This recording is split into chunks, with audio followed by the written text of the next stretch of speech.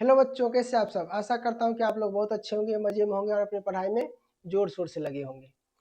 आज हम लोग कक्षा 10वीं के जो प्रश्नावली 2.2 है मैथ के अंतर्गत, उनके अंतर्गत जो भी सवाल है, जो भी उसके बनने वाले कॉन्सेप्ट, इन सभी कॉन्सेप्ट और सवालों को हम सॉल्व करने वाले हैं। और ये जो सवाल है परीक्षा के पॉइंट ऑफ व्यू से बहुत ही महत्वपूर्ण है। और इन सवालों को बनाने के लिए क्या क्या कॉन्सेप्ट है, वो कॉन्सेप्ट बहुत ही इंपॉर्टेंट है। इसे आप ध्यान से देखिए वीडियो के अंत तक। तो इस सवाल को बनाने के लिए सबसे पहला हम जानते हैं कि इसका कॉन्सेप्ट क्या है, क्योंकि कॉन्सेप्ट अगर क्लियर होगा तो इस प्रकार के सवाल को परीक्षा में आसानी से बना सकते हैं, किसी भी प्रकार की दिक्कतें नहीं आएंगी। तो सबसे पहले यहाँ पर जो सवाल पूछा गया है, सवाल में दिया गया है कि शून्यकों के जो संबंध है उसके गुणांकों के साथ उसको सत्यापित करना है। तो सबसे पहले यही जान लेते हैं कि बहुपद के जो शून्यक होता है उसके गुणांकों के साथ क्या संबंध होता है, उसके संबंध क्या दर्शाते हैं। तो इसको जानने से पहले हम जानते हैं बहुपद का मानक रूप, यानी किसी भी द्विघात बहुपद का, क्योंकि द्विघात के ही ज्यादातर बातें हो रही इसलिए द्विघात बहुपद पर हम बात करते हैं, त्रिघात बहुपद के भी बात करेंगे। तो द्विघात बहुपद का जो मानक रूप होता है वो होता है A x square plus B x plus C बराबर में 0, प्लस के जगह पर माइनस भी हो सकता है, क्योंकि इसे इसका स्टैंडर्ड रूप कहा जाता है। यहाँ पर ए बी सी क्या है, एक अचर पद के रूप में ए बी सी को दर्शाया गया है ना। यहाँ पर ए बी सी क्या होता है, अचर पद के रूप में होता है। अब क्या कहता है, गुणांक जो होता है, जो चर पद के साथ जो भी नंबर होते हैं उसका गुणांक कहलाता है। अब यहाँ पर बात उठी है कि शून्यकों का उसके गुणांकों के साथ क्या संबंध होता है। तो शून्यक जो होते हैं, इसके जो शून्यक होते हैं, इसके शून्यकों को अल्फा और बीटा के द्वारा सूचित किया जाता है। जो द्विघात बहुपद होते हैं उसके दो शून्यक होते हैं, दोनों शून्यकों को, एक को अल्फा दूसरे को बीटा के नाम से हम जानते हैं या सूचित करते हैं। वहीं त्रिघात बहुपद में अल्फा बीटा और गामा हो जाता है, यहाँ पर 2 होगा। अब इसके साथ गुना, दोनों के बीच में क्या संबंध होता है, तो जो भी इस शून्यक जो होगा ना, इस शून्यकों का जो योगफल होगा वो b माइनस बी बाई ए के बराबर हो जाता है। और यानी कि x के गुणांक के बट्टे में अगर हम ए रखेंगे और उसको सॉल्व करेंगे तो उसके बराबर हो जाता है। वही अगर हम इसके गुणनफल की बात करें, यानी कि दोनों के शून्यकों के गुणनफल की बात करेंगे, तो सी और ए बाय के जो अनुपात होते हैं वो बराबर होते हैं। ये कैसे होता है, चलिए एक सूत्र है हमारे बुक में, उसको देखते हैं। सूत्र क्या है शून्यकों का गुणनफल।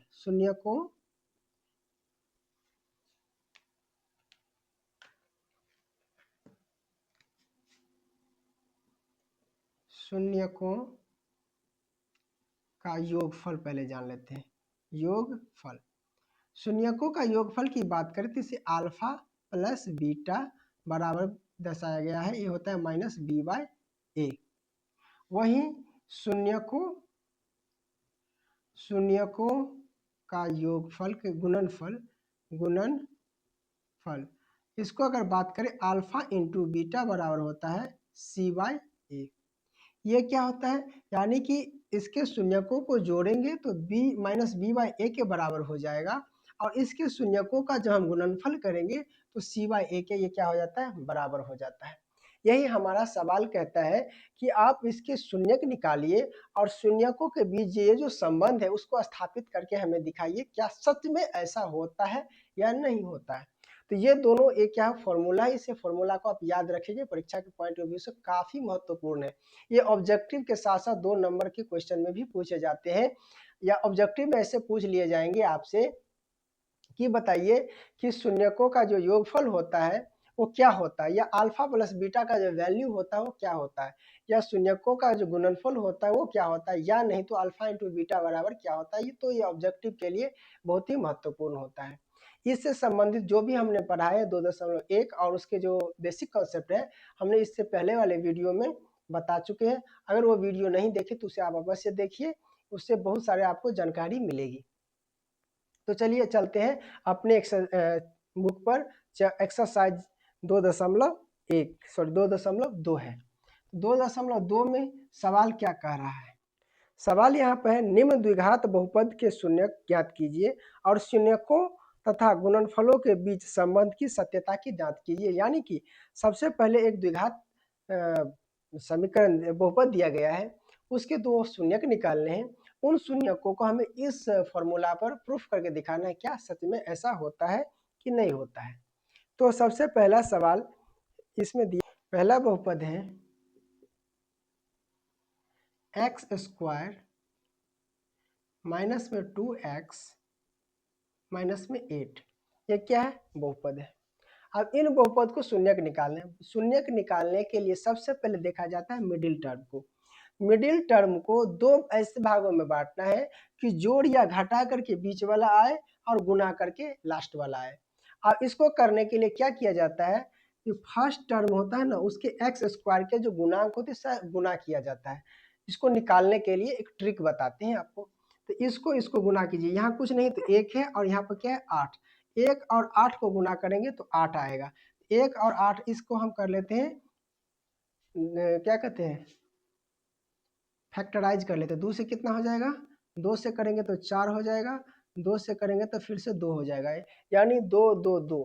अब इन्हीं दो जो हमारे पास इसका जो फैक्टर आया, यानी कि जो इसका गुणांक आया, इन गुणांकों के ही जोड़ और घटाव करके हम क्या करेंगे, बीच वाला टर्म निकालेंगे। तो इसको ऐसे लगाएंगे जैसे ये 2 है कि 2 2 को गुना करेंगे तो 4 हो जाएगा, इसमें से हम 2 घटाएंगे तो 4 और 2 को गुना करेंगे तो 8 मिल जाएगा, और 4 में से 2 घटाएंगे तो हमें बीच वाला 2 आ जाएगा। लेकिन यहाँ पर क्या है, माइनस का 2, तो यहाँ पर क्या देना पड़ेगा, x square minus 4x plus 2x। इन दोनों को हम जब क्या करेंगे, गुना करेंगे प्लस 2 और माइनस 4 को तो माइनस 8 आएगा, और इन दोनों को हम जोड़ेंगे तो माइनस 2 आएगा। यहाँ पर माइनस का क्या हो गया, 8 हो गया। अब इन दोनों टर्म को 2 को इधर 2 को इधर लेते हैं। यहाँ से हम दोनों में कॉमन क्या होता है, x माइनस 4 हो जाएगा इधर। इन दोनों में लेंगे 2 तो क्या हो जाएगा, x माइनस 4 इधर भी बचेगा। यहाँ पर क्या हो गया, x माइनस 4 एक हो गया, और हो गया x प्लस 2। यानी दो को, ये जो दो कोष्ट वाला है इसको हमने क्या कर लिया, कॉमन ले लिया, इधर आया और इधर x बचा, इधर क्या बचा 2। ये 2 क्या हो गए, इसके गुणनफल हो गए। यानी कि इस द्विघात बहुपद है, इसका ये क्या हो गया, दोनों गुणनफल हुआ। इन दोनों गुणनफल को हम बारी बारी से 0 के बराबर करते हैं। ऐसे लिखते हैं, जब अगर आपको परीक्षा में अच्छा नंबर लाना है, इसी प्रकार से लिखेंगे तो बेहतर रहेगा। तो यहाँ पे लिखेंगे जब x माइनस 4 बराबर 0 हो तो क्या हो जाएगा, x बराबर 0 माइनस उधर जाएगा तो प्लस का 4, इसीलिए x बराबर क्या हो जाएगा 4। फिर लिखेंगे जब x प्लस 2 बराबर में 0 हो तो इसको यहाँ हम निकालते हैं। तो x हो तो x बराबर क्या हो जाएगा 0 माइनस 2, इसीलिए x बराबर क्या हो गया -2। यहाँ पर 2 शून्यक निकला, एक शून्यक 4 है, एक शून्यक क्या है -2। इसको हम मान लेते हैं। तो यहाँ पे लिखेंगे माना कि अल्फा बराबर 4 एवं बीटा बराबर -2। इसे भी अल्फा बीटा, किसी को अल्फा बीटा मान सकते हैं, हमें कोई दिक्कत नहीं है। अब क्या कह रहा था प्रश्न में कि इसके जो शून्यकों के बीच में संबंध है उसको स्थापित करके दिखाइए, क्या सही में ऐसा होता है कि नहीं होता है। तो जैसा कि यहाँ से हम मिटा देते हैं, जो कि जगह का क्या है, थोड़ा अभाव है, इसलिए यहाँ से देखिए। सबसे पहले क्या होता है, हम जानते हैं कि शून्यकों का यहाँ की सत्यता की जांच करते हैं। सत्यता की जांच, सत्यता की जांच, इसमें क्या होगा, सबसे पहले क्या, अल्फा प्लस बीटा बराबर हमने देखा है कि -b/a होता है। तो यहाँ पर अल्फा का मान कितना है, अल्फा का मान है 4, तो हमने रखा 4 प्लस बीटा का मान कितना आया हमें -2, तो यहाँ पर रखेंगे -2, यहाँ पर रखेंगे माइनस बी का मान कितना है, बी का मान हम यहाँ से लेंगे, ये होता है अभी बताए थे, ये होता है ए, ये होता है बी और ये होता है सी। तो बी का मान कितना है यहाँ पर -2, यहाँ पर लिखेंगे -2, और ए का मान कितना है, नहीं कुछ है तो 1 है, यहाँ पर लिखेंगे 1। अब इस दोनों को करेंगे प्लस, प्लस माइनस क्या हो जाएगा -2, इधर माइनस माइनस को गुना करेंगे तो 2/1 है, तो का कोई वैल्यू नहीं रहेगा। 2 4 में से 2 गया तो कितना हो गया 2, इधर भी क्या है 2, यानी कि यहाँ पर RHS बराबर क्या हो गया LHS, यानी दोनों पक्ष क्या हो गए बराबर हो गए। अर्थात ये जो दोनों हमें निकाले हैं इसका शून्यक, ये क्या है इस फॉर्मूला से सत्यापित होता है। दूसरे से क्या कर लेते हैं, देखते हैं एक बार फिर अल्फा इंटू बीटा पर। अब देख लेते हैं अल्फा इंटू बीटा बराबर क्या है C/A। अल्फा का मान हम फिर से रखेंगे कितना है 4, बीटा का मान रखेंगे -2, बराबर में हो जाएगा C का मान कितना है यहाँ पर 8, सॉरी -8, तो यहाँ पे लिखेंगे -8, और A का मान कितना है 1, तो यहाँ पर रखेंगे 1। यहाँ पर देखते हैं कि 4 और -2 को गुना करेंगे तो -8 होगा और -8 होगा। यहाँ पर भी क्या हुआ LHS बराबर क्या हो गया RHS, है ना। यहाँ पर भी दोनों पक्ष क्या हो गए समान हो गए। तो इस प्रकार से हमने देखा जो ये बहुपद है इसका हमने जो शून्यक निकाला, दो शून्यक, इसके शून्यकों के योग का जो फॉर्मूला होता है उस पर भी सही साबित हो रहा है, और शून्यकों के गुणनफल के जो निकाले उस पर भी ये सही साबित हो रहा है। तो यह अर्थात इस सवाल का जो उत्तर होगा 4 -2, और ये पूरे प्रक्रिया आपको करना पड़ेगा अच्छे नंबर लाने के लिए। इसके साथ जो भी सवाल है उस सवाल को आप सॉल्व कीजिए। इसमें एक और सवाल है जो थोड़ा कठिन लग रहा है, उसको हम सॉल्व कर देते हैं। वो सवाल है, इसका है 5 नंबर, है ना। 5 नंबर में क्या है उसको देख लेते हैं। बाद बाकी सवाल जो इसमें है वो हमें इजी लग रहा है, उसको आप करके देखिए अवश्य ही हो जाएगा। जैसे 5 नंबर का सवाल है, यहाँ पर क्या कह रहा है t² - 15, है ना। आप बोलेंगे कि तो द्विघात बहुपद में तो आप भी अभी तुरंत बताए थे इसका स्टैंडर्ड फॉर्म होता है ax² + bx + c, इस प्रकार से होता है। लेकिन यहाँ तो कुछ है, यहाँ पर तो एक ही क्या दिया चर पद दिया गया है, इसका स्क्वायर बाद बाकी है ही नहीं है, तो फिर भी है, यानी कि बीच वाला नहीं है तो जीरो के साथ उसको हम क्या कर सकते हैं लिख सकते हैं, लेकिन उस लेंथी प्रोसेस हो जाएगा। एक हम शॉर्ट तरीका बताते हैं वो बहुत ही इंपॉर्टेंट है, उसी से बन जाएगा, है ना। देखो अगर ये t² है तो इसको हम ऐसा कर सकते हैं कि रू जो 15 है ना, 15 को अगर हम जैसे इससे पहले एक बात आपको बताएं, जो यहाँ पर दिया गया √2 है और √2 है, इसको गुना करेंगे तो कितना होगा, इसको गुना करने से हम जानते हैं कि 2 आता है, यानी कि अगर कोई भी नंबर रूट में है सेम नंबर से गुना करते हैं तो वो नंबर हमें आ जाता है बिना रूट का, है ना। यही रूल हम यहाँ पर अप्लाई करेंगे तो क्या हो जाएगा √15 का स्क्वायर हम लिख सकते हैं, कोई दिक्कत नहीं होगा, क्योंकि √15 के स्क्वायर करेंगे तो इसका वैल्यू क्या आ जाएगा 15 ही आएगा। और यहाँ पर एक फार्मूला बन गया a² - b², और a² - b² का फार्मूला होता है a + b इंटू में a - b, ये इसका फार्मूला होता है। जब इस फार्मूला पर बैठाएंगे इसको तो क्या हो जाएगा t + √15 और t - √15। अब यहाँ से इसका 2 क्या आ गया गुणांक आ गया, यानी कि इस बहुपद का यानी हाईएस्ट पावर अगर 2 है तो द्विघात बहुपद तो है ना। और यहाँ से इस बहुपद के 2 क्या आ गए गुणांक आ गए। अब इस गुणांक को बारी बारी से हम 0 के बराबर, सॉरी गुणांक बोल रहे हैं, इसका गुणनखंड आ गए, है ना। इस दोनों गुणनखंड को बारी बारी से 0 के बराबर करेंगे, और 0 के बराबर करने के बाद हम इसे शून्यकों की संख्या निकालेंगे। तो जैसे यहाँ पर t+ लिखेंगे, जब t + √15 बराबर 0 हो तो t ये क्या हो जाएगा बराबर 0, प्लस उधर जाएगा तो माइनस का √15, इसीलिए t बराबर हो जाएगा -√15। यहाँ पर लिखेंगे जब t - √15 बराबर 0 हो तो t बराबर हो जाएगा 0 प्लस का √15, इसीलिए t बराबर हो जाएगा √15, है ना। तो यानी कि यहाँ पर 2 शून्य का आया, t का 2 वैल्यू आया। इसे हम फिर से मानने के लिखेंगे, माना कि अल्फा बराबर -√15 एवं बीटा बराबर √15। अब यहाँ इसको करने के बाद इसके सत्यता की जांच करने के लिए फॉर्मूला है, तो यहाँ पर करेंगे हम सत्यता की जांच। सत्यता की जांच, सत्यता की जांच में सबसे पहला है अल्फा प्लस बीटा बराबर होता है, क्या सूत्र है, -b/a। तो अल्फा का मान कितना है यहाँ पर, -√15, और यहाँ पर क्या है +√15, माइनस में b। अब यहाँ पर b है ही नहीं।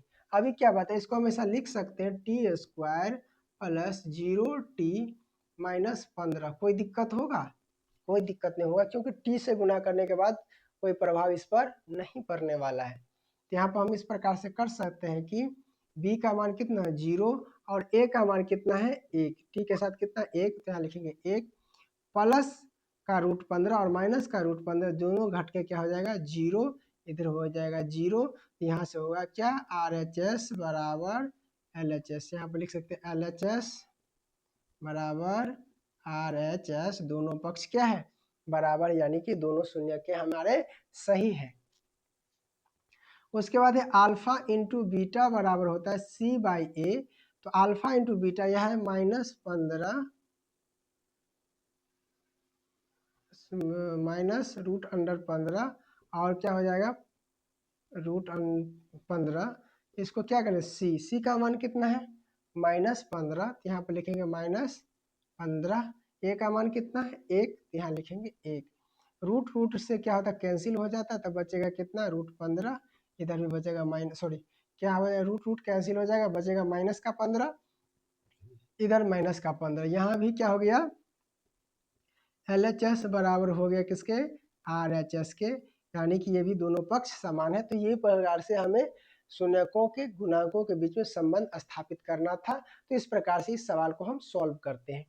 तो हमने क्वेश्चन नंबर 1 के 2 इंपॉर्टेंट सवाल को हमने सॉल्व किया। बाद बाकी जो भी सवाल है उसे आप बनाइए, अगर नहीं बनता है तो कमेंट बॉक्स में बताइए कौन सवाल नहीं बना, फिर से हम इस सवाल को आपको बना करके बता देंगे। चलिए इसका नेक्स्ट सवाल देखते हैं। इसका नेक्स्ट सवाल है 2 नंबर का रहा है कि एक द्विघात बहुपद ज्ञात कीजिए जिनके शून्यकों के योगफल तथा गुणांक क्रमशः दी गई है। यानी कि इससे पहले अभी हम क्या कर रहे थे, बहुपद दिया हुआ था उसका शून्यक निकाल करके उसके हम जो शून्यकों का योग और उसके गुणनफल को हम सत्यता की जांच कर रहे थे। यहाँ पर उसका अपोजिट दे दिया गया, यानी कि यहाँ पर शून्यकों का योगफल और शून्यकों का गुणनफल दे दिया गया और कह रहा है कि हमें वो द्विघात समीकरण बना करके दिखाइए कि कौन सा द्विघात समीकरण होगा। तो चलिए जानते हैं कैसे बनेगा ये। इसको बनाने के लिए सबसे पहले हमारे बुक में एक फॉर्मूला दिया गया, फॉर्मूला को बैठाएंगे तो आसानी से आ जाएगा। फॉर्मूला क्या है, यहाँ पर है x² minus alpha plus beta x और प्लस में अल्फा इंटू बीटा दिया हुआ है, यह फॉर्मूला है ना।